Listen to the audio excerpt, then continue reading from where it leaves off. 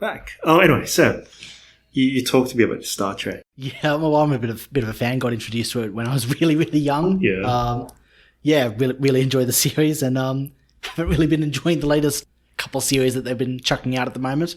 Why is that? I don't think the writers understand what made the show really good a couple decades ago, and they're trying to make this facsimile version of it with all it looks like Star Trek, but it's got nothing of what actually made it special, unique to begin with. Sounds like what the BBC did with Doctor Who. I think so. Yeah.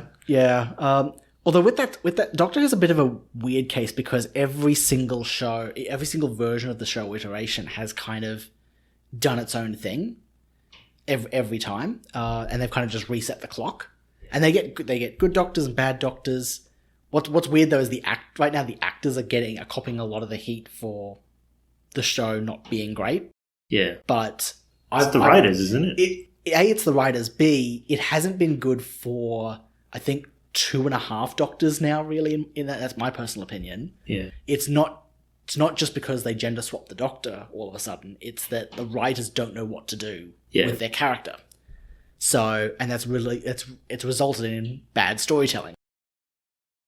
I sort of had that experience with the Star Wars stuff, the original trilogy, as well as the pre-trilogy. The prequel trilogy. Yeah. They weren't too bad. Like the prequels sort of grow on you after a while. That's something funny. How in the world did Disney buy Star Wars and then get us to a point where we would sit around a table and go, the prequels weren't that bad? And it is it's that whole idea of the Mary Sue that Rey can do everything.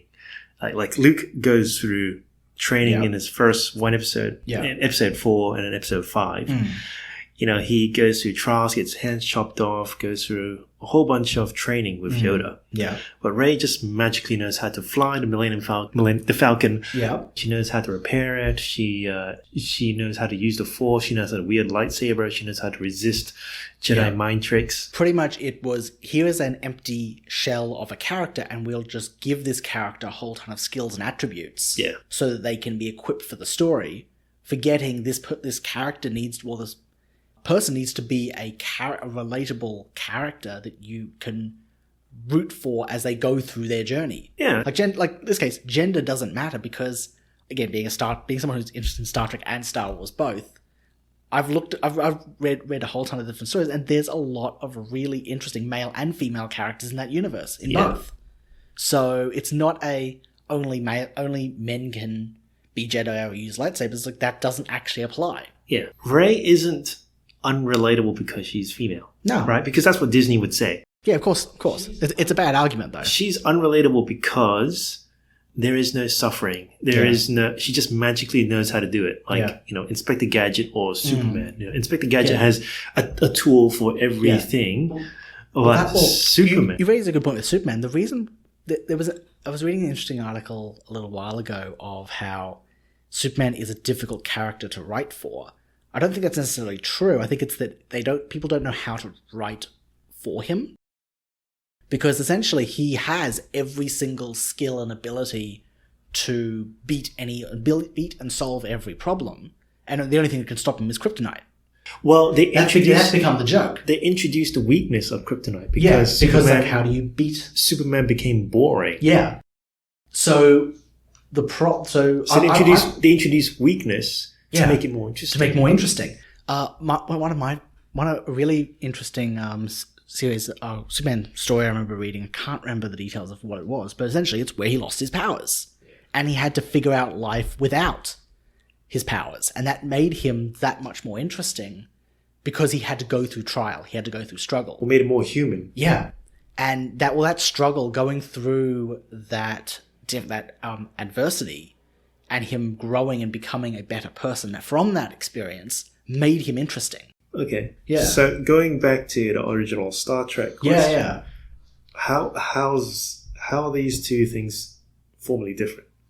So how is the original Star Trek? You said there was the writers in the original Star Trek knew what they're talking about and a theme, I guess, and a message. And in the new Star Trek, I don't know, is it just over CGI and everything? It was over CGI, but it was also that one thing that... What were they missing? Yeah, one thing that was missing between Next Generation, Deep Space Nine was that it was writing clever and... the writers were writing clever and interesting science fiction stories, which I think that science fiction as a genre examines human issues, examines humanity, and different conditions of what it means to be human, how you can solve or work with different problems. But it's in the futuristic, in the far future context, so that you kind of are separated. You can deal with issues like sexism or racism or the value of life and things like that. You can deal with those issues and explore them in interesting ways, in these themes. But because they're in the future, they're not close to home there, so they're not in your face, and you can look at those stories and experience and explore and have those conversations without rejecting them out of hand because of going, that's too much light. It's what our current status quo is. Go forward to the new shows that I've been writing, and they're not doing that. They're not exploring these same themes or ideas. They're just going, hey, here's a phaser, here's a warp engine, here's Captain Kirk, and it's wearing the skin almost of what the writers think Star Trek is about. And it was never about Kirk and Spock and Captain Picard and the Enterprise. It was what these characters and what these things were doing. Anyway, back to the podcast. Indeed.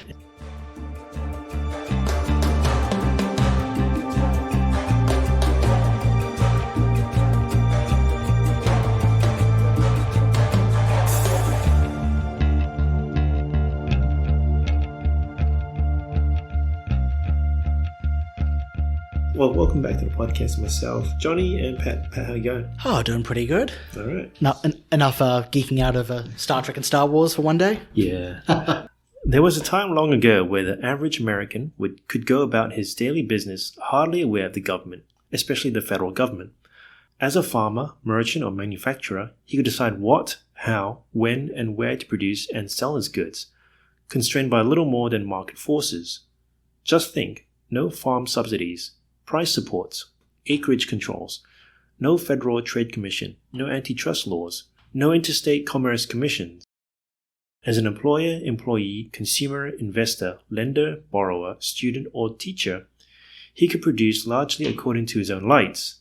Just think, no National Labor Relations Board, no Federal Consumer Protections Law, no Security and Exchange Commission, no Equal Employment Opportunity Commission, no Department of Health and Human Services. Lacking a central bank to issue national paper currency, people commonly use gold coins to make purchases. There were no general sales tax, no social security taxes, no income taxes. Though governmental officials were as corrupt then as now, maybe more so, they had vastly less to be corrupt with. Private citizens spent about 15 times more than all governments combined.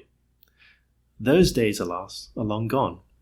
Now in virtually every dimension, our lives revolve within rigid limits circumscribed by governmental authorities. We are constrained continually and on all sides by big government. Regulations clutter the landscape. Governmental spending equals almost 4/10 of the gross national product. So I want to ask you, Pat, do you feel the squeeze of government on you? It's an interesting question. Yeah. Do I feel the squeeze on me personally, or in more of the picture that you've painted here? Because this is an American quote, isn't it? Yeah, talking about American government. Living in Australia, I can definitely say the experience is very different. Where yes, we have a federal government. Yes, we have a state government. I certainly think that those governments are much too big than what they should be. I think we could make them smaller. But do I feel like there's oppressive push down? Not necessarily. Yeah. I would say. And again, I think that's because we're living in a country that has kind of, it's a couple generations, a couple decades behind where America is at today. Yeah. So we haven't seen the full impact of what this quote is talking about in America at the moment. But take it back to, when he said there was a time when there was none of these institutions. Yeah. Would you say that, put yourself in that guy's shoes back in whatever, So 1800s, 1900s, and compared to now in the 2000s? Well, that's the interesting thing, is it's a give and pull between having security and freedom. And it's finding that happy balance in the middle of that. What the picture that's described here is zero security. It's like you are in the world on your own. It's up to you, pretty much. Part of me would go, yes, that's innately a good thing. But with that said, if something bad happens, it's good to have some level of safety net or security there. You can't just I don't think it's good to have this, if you think of it like a seesaw, totally tilted towards absolute 100% freedom. But at the same token, you don't want to wait to the other side of total control. So it's finding that happy balance, I think. Do you think this is a fair comparison to make to Australian government or Australian system?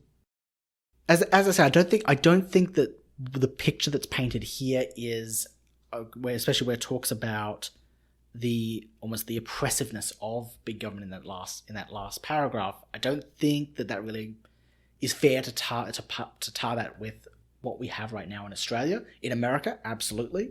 It's a bit of a mess of where they're operating off this limited government foundation where each of the states are essentially should be operating as individual entities, but you've got this overarching federal government calling shots. That's not how the system was designed or set up.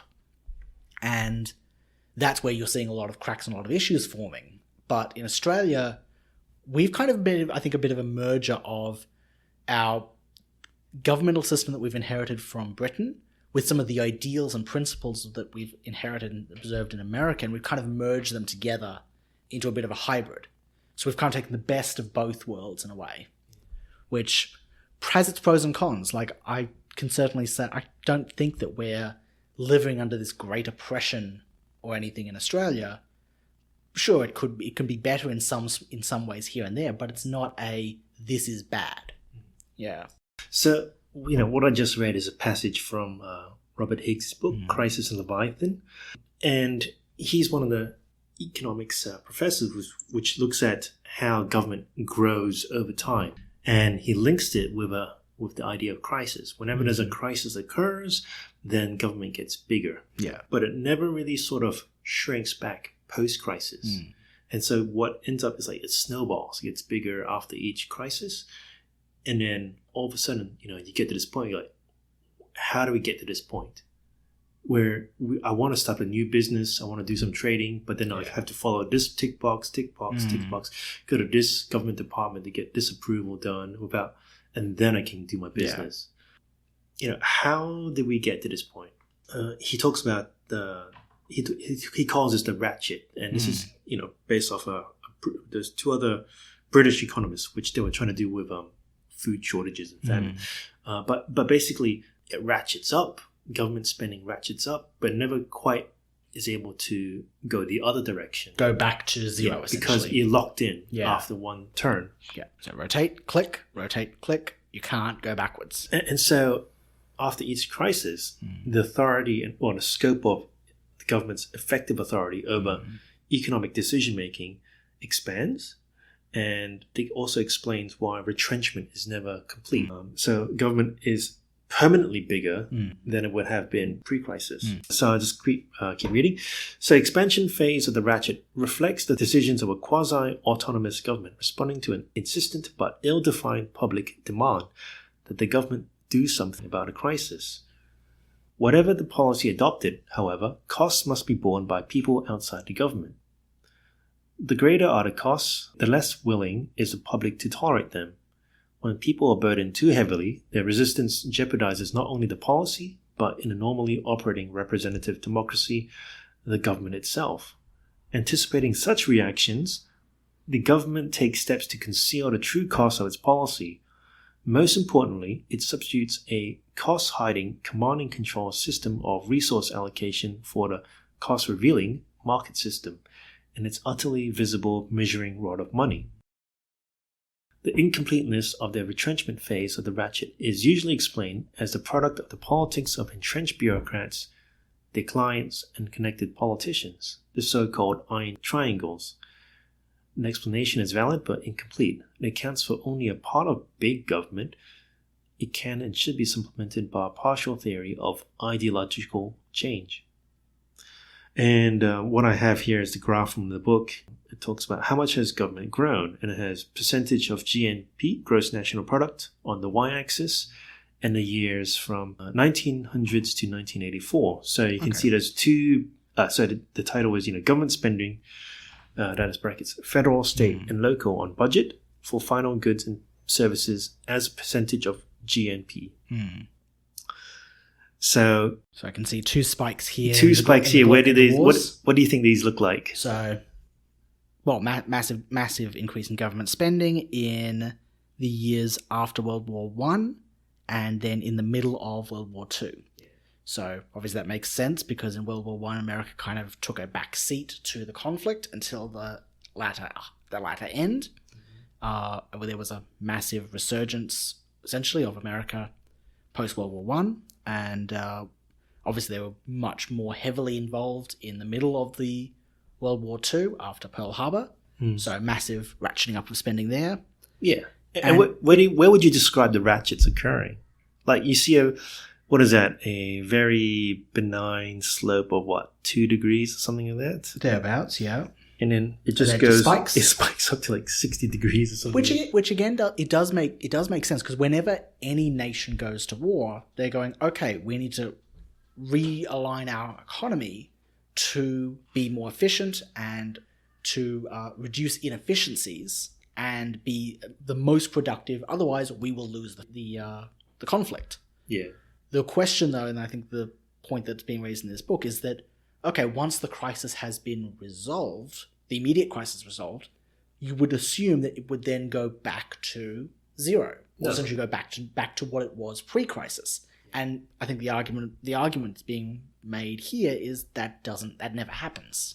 No. So you see, and you can see that, in the numbers where 7% pre-World War One, then the highest in World War One be 23%. Goes back down, but never quite go back down to 7%. It goes more like 8-9%. The New Deal goes up to like 15%. World War II is like 47%. It can never go back down to like 7%, right? So government spends a lot more now than back in World War One. Yeah. And then if I go down to this next figure, all government civilian employees as a percentage of civilian labor force, 1900 to 1984. And you can see, on the y-axis, it's percentage, and then on the x-axis, it's the years. And you can see, if the previous diagram talks about money spending, and then this diagram talks about people involved in the government. And there's also that same sort of similar spikes occurring. Yeah. I tried to look up something for Australia. Oh, yeah. How'd you go? No, they haven't revealed that? No, nothing is revealing as like 1900, 1984. But if you go from late 2000s or late, I guess post GFC to now, then it has something, but it doesn't have that World War One, World War Two kind of thing. Yeah. So it's also I think that's also because World War One we were still heavily attached to Britain. That data probably wouldn't even reveal that much anyway. So, but would you presume it's a similar sort of ratcheting as well? Similar, yeah, but probably to less degrees as well. Yeah. And why would you say it's less? Why would I say it's less? Yeah. Less to the US because we weren't leading the conflict. Yeah. We weren't in a leadership position. We were supporting Britain in World War II. We were supporting Britain and America and our other allies in the conflict, but we were not shouldering the majority of the burden, financially or militarily. And we have a very small. Yeah. Like if you chewed it up, that small population of bureaucrats, then you produce nothing. Yeah, pretty much. All right. So what is the theory that Robert Higgs presents? And it's that it's first ideologies develop, but have to exist ahead of time and gain popularity. You can't so they have to have been created. Yeah. But they also need to have like massive momentum and enter them ideas of the mainstream and the public. If they're just hidden somewhere on on the internet, on some weird forum, then it's not sufficient. The next one is crisis is the engine. So it is like a catalyst, right? Yeah. It propels the social change according to the new ideology. So it presents the opportunity for people to say, oh, it's a crisis. We've got to do something about it. As one American politician once said, never waste a good crisis. And 3, something bad should have happened that the existing system can't handle. Yeah. And therefore it is resolved, I use resolved in quotation marks, with a new ideology, which is seeking to control and also concentrate authority. So we'll start off with, I guess in this episode, probably look at 2 case studies, so which is the 1893 crisis as well as World War I. So 1893 crisis. So it's basically, I'm using this case study, or Robert Higgs uses this case study to show an example where the ideology is not strong enough or popular enough to incite demand from the government. And so the prevailing, government held a very conservative view of the economy and maintained the status quo. It didn't seize opportunity of the crisis to increase scope of authority, and so therefore crisis by itself doesn't spawn a bigger government. You need to have that idea as well to go hand in hand for it to change. So what happened? So you had a possible move from capitalism towards socialism, and this is talking about the 1890s. And you had heavy government intervention, legislation blocked by the executive, by the president and his administration. So I guess to paint the picture for you, it's after the Civil War, with increased living standards, knowledge, life expectancy, we had income growth, and we also had increased urbanization of transportation. Right? You had the railways being developed. And most of those measures were, in some major part, government-led. Yeah. And I think that it's also important to tap into what is government, but it is a group of people coming together to then, in a government in our democratic society that we've assembled for ourselves, it's where we have elected representatives. The people are then electing other members of their societal circle to go and make the decisions on behalf of the whole. So that's where a lot of these improvements are coming from. But I think what I'm hearing here is one of the key arguments or issues is that the control or the decisions that are being made are too expansive. Yeah. So continuing on, you had the rise of these great corporations. So you had the railways, you had the mining companies, right? Because the railways are being lined up across the country. And so these were these are the big tech of that time, because they are leading the way with technology and also connecting people, right? Yeah. Mining companies feed the railways with steel or coal. You have General Electric by Thomas Edison. You have the Standard Oil by John Rockefeller, and he was notorious for having very high competition and takeovers and mergers. Yeah, and so with these developments of big corporations, you have super wealthy people. Yeah, super wealthy, super poor. Yeah, on a scale. Yeah, so the public became very skeptical and distrust these corporations, especially small businesses, farmers, and labor unions. Yeah, because now you have monopoly powers of these corporations, and then it's sort of seeing corruption. So seeing corporations and governments go hand in hand. Yeah. Well, I know with the railways, for example, there were deals being done between the railway companies, the larger ones, and the government to restrict access, going only this big company can lay their railway tracks in this particular area, and it cuts off a small railway company from getting ahead. So that you could look at, especially we're talking about the Reconstruction era, so post-Civil War America, you could look at that as this massive explosion of capitalism.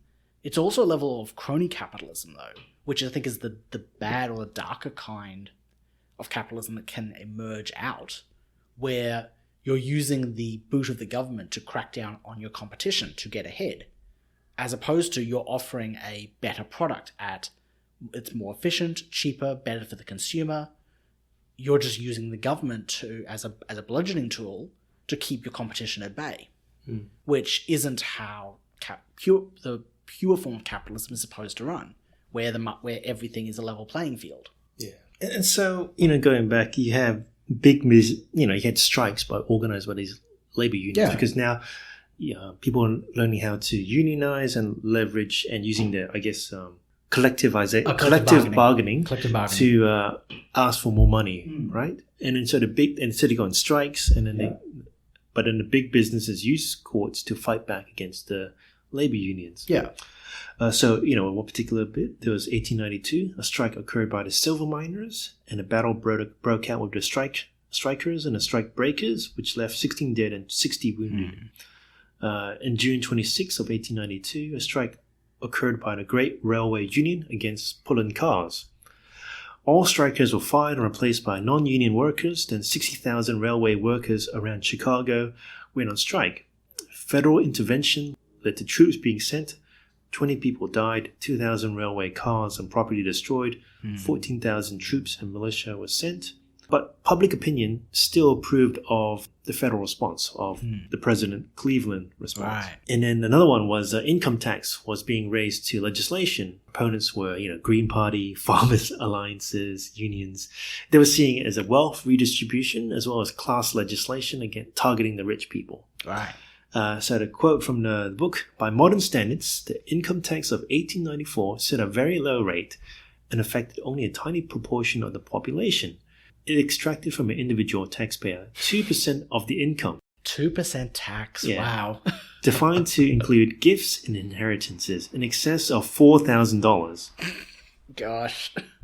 With that said, $4,000 in 1800s, 19th century, that is still quite a large sum of money. Yeah, I'm trying to figure out was that what, $500,000? I'm tempted to say about quarter, $250,000, $250,000, yeah, something on that ballpark. In those figures, which, funny enough, $250,000 is on average a household income of two working people. So, continuing from the quote, from a corporate taxpayer, it took 2% of the firm's entire profits. That is, the $4,000 exemption did not apply to corporations. And so, this legislation to bring in income tax was brought to the Supreme Court attention. And he asked, is it legislation, regulating rich people, or is it a tax? And so it was argued by a clever lawyer, Joseph Coate, if I pronounce that correctly, that it is a tax infringing of property rights. And he says, quote, the income yielded by property is substantially indistinguishable from the property itself. Hence, a tax on the income is equivalent to a tax on the property, and thus both are direct taxes. Yeah. And in May 20, 1895, by a 5-4 majority, the court declared the entire income tax law unconstitutional. So, yeah, it was defeated. Yeah. 2% tax. They fought over this. Went to the Supreme Court. And how much tax is it in America? Like 30%? 30%, yeah. Similar to Australia? Around about the same mark, yeah. I was looking at that recently, actually. It's about 30%. I would love to pay 2% tax. I would too, yeah. Well, that's the interesting thing is the more money that any government has to play with, they're inevitably going to spend it. They're going to want to spend it. So, once you hand it back. Well, I would argue going, actually, what we should do is, force the governments to live within their means. You cut taxes, and they are then forced to reprioritize what they want to spend their money on. Yeah, now you're thinking too much like private business. Well, it's a give and take, though. Well, private business has an operating margin to go on. Yeah. And they generate profit. Yeah, off that. Yeah, that they can then spend in the next year. How does that equate to public, how is operating margin equivalent for the public service? Or how is a profit? Unfortunately, because the public service doesn't produce a profit. No, it's unfortunately. It's a capability and then also winning votes. Which again is half the issue, is that if you're using taxpayer money as a bargaining tool to get elected, you're not actually doing anyone a service. No. You're doing a service to the majority, the people who would vote for you. Which essentially is a small minority. It's a subsection of the populace that you want to win their vote. Yeah. It's a bit of a mess, but... So we used to also have the gold standard, and there was also another move to go away from the gold standard to the silver, which was prevented by Cleveland. And quote from the books, in the 1890s, ideology decisively influenced the governmental response to multifarious national emergency. The dominant ideology held that less government is better than more, except, and it is, a critically important exception, where extraordinary action is required to maintain law and order, including the monetary order of the economy. So we kept the gold standard. We didn't move to silver because the president at that time believed that it's not of the government's responsibility to keep intervening in everyone's lives. Yeah. Same to do with money. Except unless you're in a labour union. Hey, logical inconsistency in our politicians is not a prerequisite. I guess the takeaway points I got, ideology has to be in the heads of the popular masses and authority. So President Grover Cleveland didn't have that ideology. People were content with the system. The masses were not willing to bear the costs of having these taxes. The crisis needed to take place as a catalyst and engine excuse to expend authority, but it wasn't seized upon. And so you didn't have that change. Yeah. However, these next other it's setting the stage. Case studies set the stage. And that's the turning point, because from then on we see that ratcheting going. Well, you go a century back and you've got I think it was Ben Franklin saying, we've given the people freedom. He's talking to the people. We've given you freedom. Now it's your job to keep it. Yeah. And I might have got the quote mixed up, but essentially that point there is that the stage has been set where the Constitution has been written. You have the Bill of Rights. You have the Declaration of Independence. You have these foundational documents that create definitions and a framework for a more freer government. But it's after that point, the people who are electing the politicians, they then are the ones who are responsible for keeping that same level of freedom, because you can only go back along the sliding scale. You can only go back towards a more oppressive government after that, after you've got to call it more freedom, well, essentially more being more free. You can only go back towards more security. I remember this skit by, is it like, Whose Line Is It Anyway? And they pretend to be like, Scottish people. Oh, yeah. Braveheart kind of thing. Yeah, yeah. And he goes, one guy goes, I want my freedom. And then the other guy goes, I don't want my freedom. I wonder if that's the default human nature, that we don't really want freedom. We don't want to take risks or responsibility. Yeah. We want other persons to take care of us. That's why I don't see it as a binary freedom or slavery.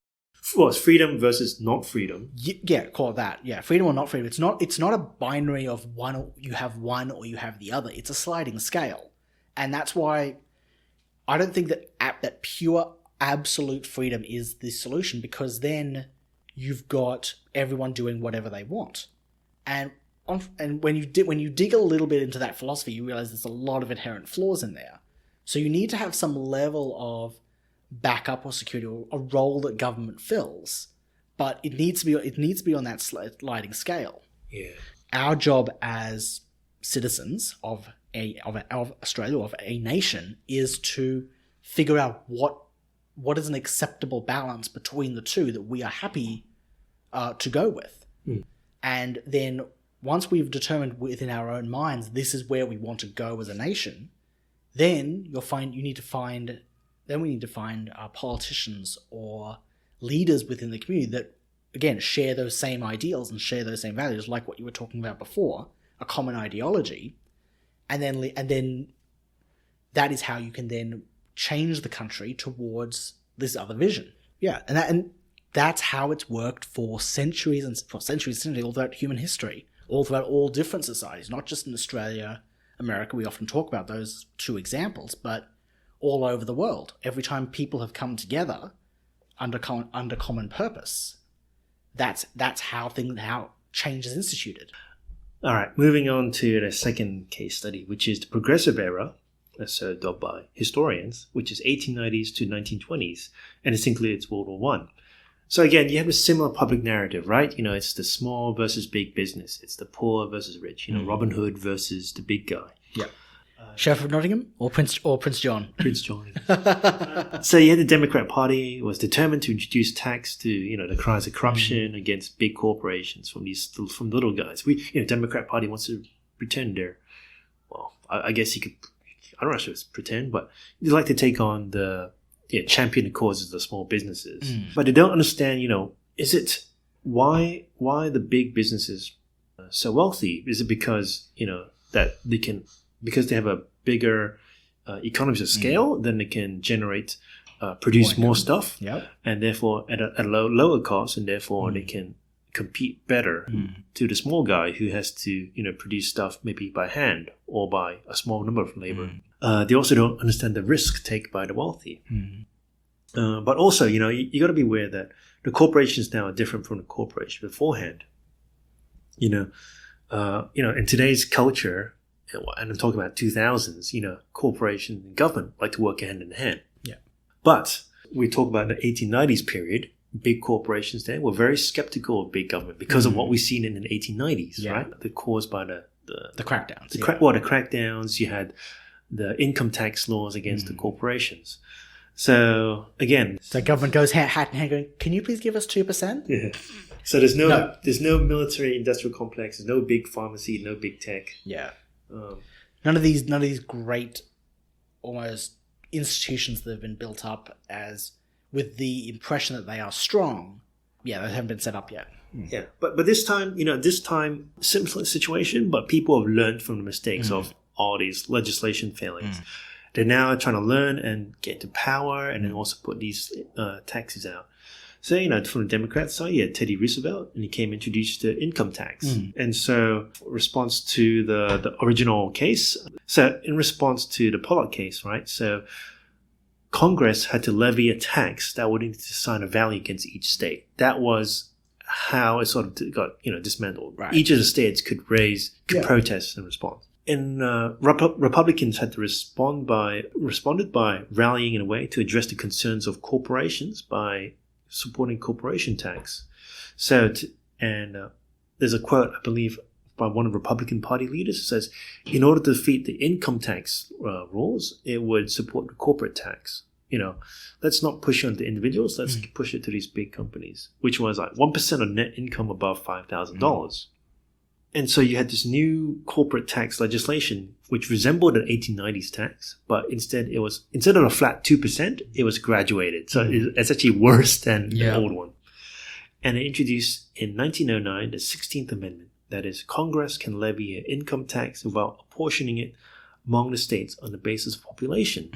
So, they had this civil war where they had states' rights, right? Yep. Well, you also had the slavery bit. Yeah. For the South, it was states' rights. Yeah, that was from their perspective. Yep. From the North, it was slavery. Yeah. And so now you have the 16th Amendment. Congress, the federal government, can levy a tax from the population without consulting the states, each of the individual states. To the victor goes the spoils. Like I said, essentially, I think that if we delve into the Civil War, the perspectives of North and South and why that conflict was there, I think there's a lot of nuance. There's a very interesting level of nuance in there that we could delve into. But essentially, from the South's perspective if we take the South's point of view in that this is a federal government that is forcing their will down upon the individual states, from their perspective, the North won that conflict, so they then are allowed to crack down on the states and do whatever they want. Or the federal government can do that by default. Now, with that said, I think if you talk to most people, Civil War slavery was a major contributing, if not the contributing factor of why that conflict exists. I think it's also important to point out, that was a gross violation because it betrayed a lot of other principles, not just states' rights. It betrayed a lot of other principles that were being trampled on by slavery. So this 16th Amendment is now a tool that the government can use to increase its credit. Yeah. Because they can go to creditors and go, hey, we have this much income, or this much money that we can throw around. But we can just tax it from the people. Yeah. But it's also interesting because the revolution was that we didn't no taxation with representation. And so they fought against the British because the people felt that they weren't being represented appropriately by the British when the British were trying to levy money to get fight in the European wars in the Napoleonic Wars, right? So that was occurring. Yeah. Or was it Napoleonic Wars? I think it was. It was one of the European wars, right? Basically, it was a war with France. That's right. Yeah. So, because Britain had defended the American colonies from the French, and then they had won, France essentially had to go home, and then Britain turned around and went, "Hey, America, we're broke. We defended you. Can you pay us some money?" And America went, "No." Well, but then also, I believe the UK was spending money in a lot of the money. It was being redistributed around, yeah. So essentially, money was being pulled out of the American colonies and being sent to Britain, and it was to benefit the British Crown. Yeah. But America was looking and going, well, hang on, that money is not being spent directly to benefit us, so why should it leave our borders? Yeah. Well, and what they were asking for was not that they didn't want. I don't think that they didn't want to pay taxes, at all. It's that they wanted a say. They wanted a say in it. And Britain was going, no, you're one of the colonies. You listen to us. We give you the marching orders. So constitutional amendments. So. Yeah. Well, now government can increase its income by getting a tax amongst all the people, and we'll see that without going to the states. Yeah, and we can see that being used later on. Yeah. You had the labor wars and wage bargains. So you had the railway strike again, 1916, 1917. Again, railway is that big means of transporting logistics. Yep. They were the big tech. They demanded a reduction in daily work hours from 10 to 8 without reduction in pay. Mm-hmm. They want an increase of 1.5 times pay rate for overtime. And then you had the media said, calling it the greatest labor war, the greatest attack on the capital that has ever been maneuvered in history. So very crisis-y language. Yeah. It's a crisis. Mm-hmm. Well, essentially, it's the us versus them mentality. It's riling up different groups of the population to be at each other's throats, which, funny enough, is exactly what's it's still happening today. President Wilson wanted to intervene, and he appointed or packed 2 more members to the Interstate Commerce Commission, and he asked Congress to develop labor laws, which is the Adamson Act, and it went to the Supreme Court and was passed 5-4. And overall, there was an end to individual wage bargaining, right? So now this employee contract between you and the employer now involves government. Yeah. It has to be consulted and conform to the Adamson Act. There's no more this sacred union. It's not a government's business. It's between you and the boss on how you want to pay me. Which again, it offers a framework for protection so the worker isn't exploited. But at the same token, you go, well, if I want to go to work for let's say Railway Station A or Railway Company A, and they're willing to pay me $1 an hour, and I go, well, I know that my work is worth more than that, or I want to earn more than that, and Railway Company B over there is going to pay me $2 an hour, I'll go work for them. The principle of that is that Railway Company A then either needs to go and look and go, okay, I need to be able to attract workers more, either by paying them more, make the conditions more palatable.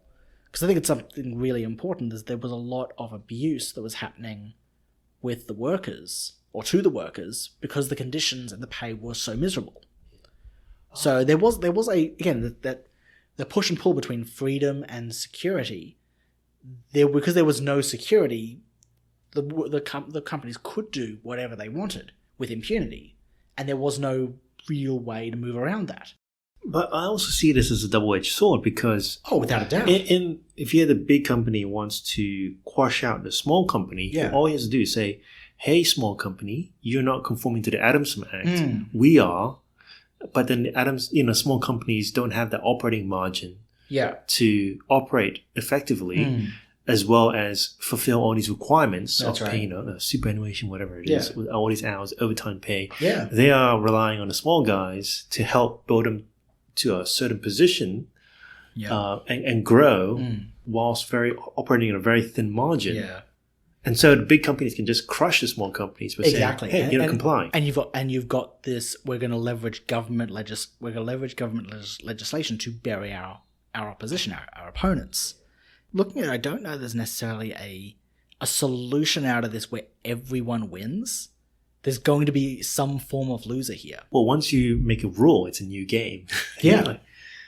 All right, we talk about, it's now no longer sacred between you and your boss. It now involves this other third party. What else was introduced? So you had 1913 introduction of the Federal Reserve System, which was the banker's bank to prevent banks from collapsing.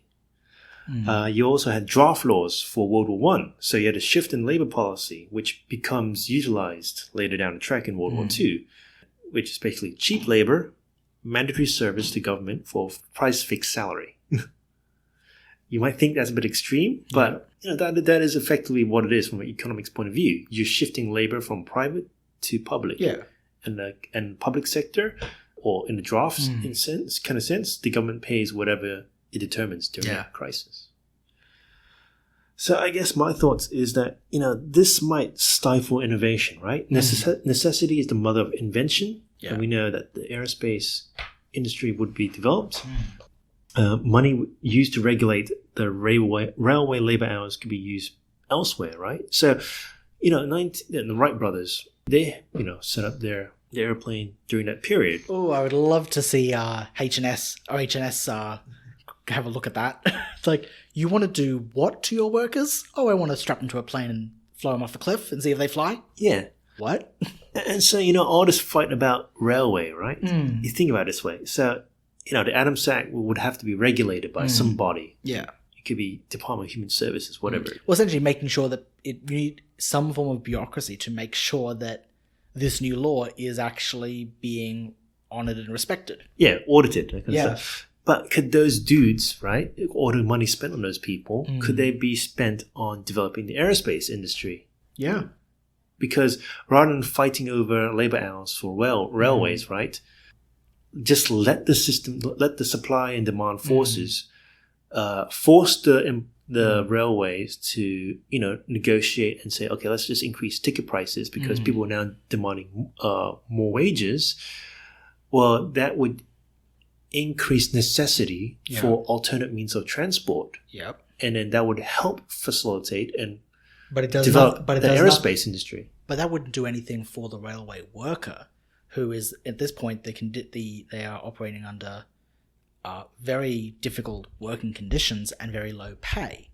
So I don't think it works necessarily to say, another industry would inevitably in a free market, pure free market, essentially call it a board game. Essentially, a new industry might emerge that is more competitive, but it does nothing for the actual human sitting on the railway line working away, does it? But what happened there, the railway, was that they fired all the people who went on strike. Yeah. And had these new people, right? What did those old people, want to negotiate? Then, eventually they'll negotiate and say, well, I can't keep firing people forever. Yeah. Maybe we'll increase some benefits if we don't keep firing because, firing costs a lot of money to administrate and hire people. Unemployment, yeah. Yeah. So eventually the people can increase the price of the contract. Do you have to put that legislation in place? I guess that's that give and pull. So it's an interesting question though. Towards this period, you have an increase in progressivism towards the welfare state by the presidents, Roosevelt and Woodrow Wilson. The ideas were refuted in the 1890s, but the ideology and narrative persisted and grew in the 1900s so that these people came to power, they could seize the opportunity. So government was posed or ready to make changes, and the crisis gave them political opportunity to change. It weakened the opposition because, the opposition's like, it's a crisis, right? Yeah. How if you're going to oppose the idea, it's like, well, what are you going to do? You're going to make that crisis worse? Yeah. Yeah. So it makes them look apathetic or, lack empathy. There's no time to discuss. We've got to respond. Yeah. To the idea. This is part one that's finished. So how about we take a break and then we go on to part two? Sounds good.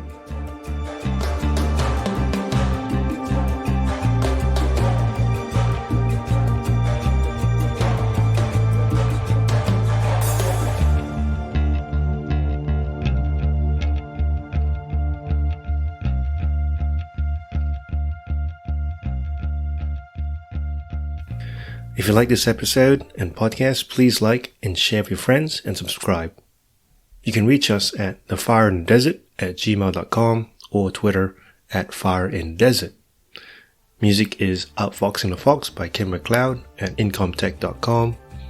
And thank you for listening to The Fire in the Desert, conversations about life, culture, and society.